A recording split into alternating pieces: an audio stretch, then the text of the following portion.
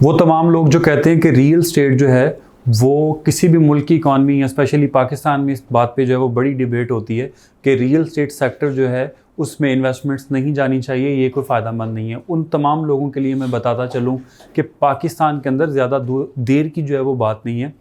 साल 2020 और 21 में रिपोर्ट्स ये बताती हैं कि पाकिस्तान के अंदर 20 बिलियन डॉलर जो है वो एनुअली रियल स्टेट जो है वो इकट्ठा कर रहा था, वो लेके आ रहा था। उसमें से 10 बिलियन डॉलर जो है वो लोकल पाकिस्तानीज़ जो हैं वो इन्वेस्ट कर रहे थे और अराउंड 10 बिलियन डॉलर जो है वो बाहर से जो ओवरसीज़ पाकिस्तानीज़ हैं वो ओवरऑल पाकिस्तान में जो है वो इन्वेस्टमेंट कर रहे थे।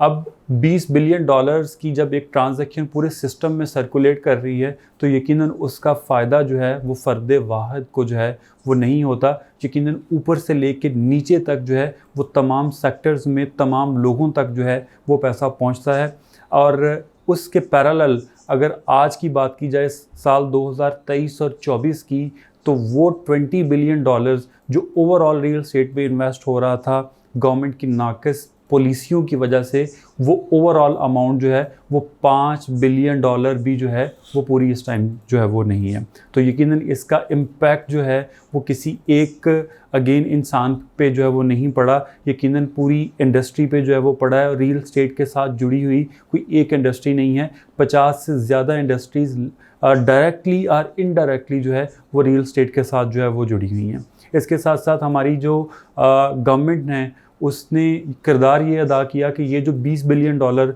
लोगों ने ओवरऑल जो है वो इन्वेस्ट किया था वो स्टक हो गया। स्टक कैसे हुआ कि एक बिल्डर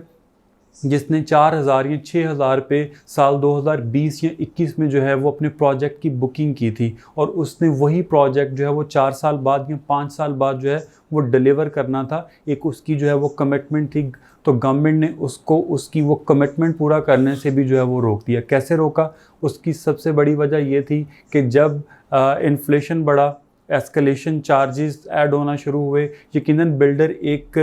कैपेसिटी जो है वो रखता है, एक परसेंटेज रखता है कि इतनी अगर एस्केलेशन भी होती है तो वो बेयरेबल है, मगर यहाँ पे चीज़ें जो है वो लिमिट से और जो वो बेयरेबल लिमिट थी उससे जो है वो बाहर निकल गई। और आज वो तमाम पैसा जो लोगों ने बुकिंग्स में डाला था वो तमाम का तमाम पैसा रुका हुआ है। क्यों रुका हुआ है? क्योंकि कंस्ट्रक्शन कॉस्ट चीज़ों की जो है वो डबल हो गई है, जो डिलीवर होना था वो डिलीवरी जो है वो रुक गई है और एक पूरा चलता हुआ सिस्टम जो है वो हमने खुद अपनी गलतियों की वजह से जो है वो तबाह करके रख दिया, जिसकी वजह से एक बेहतरीन सेक्टर दूसरे सेक्टर्स की तरह जो है वो परफॉर्म कर रहा था, उसमें आने वाली जो फॉरेन इन्वेस्टमेंट थी या जो लोकल इन्वेस्टमेंट थी वो तमाम की तमाम आप कह लें कि आधे से भी जो है वो कम हो गई।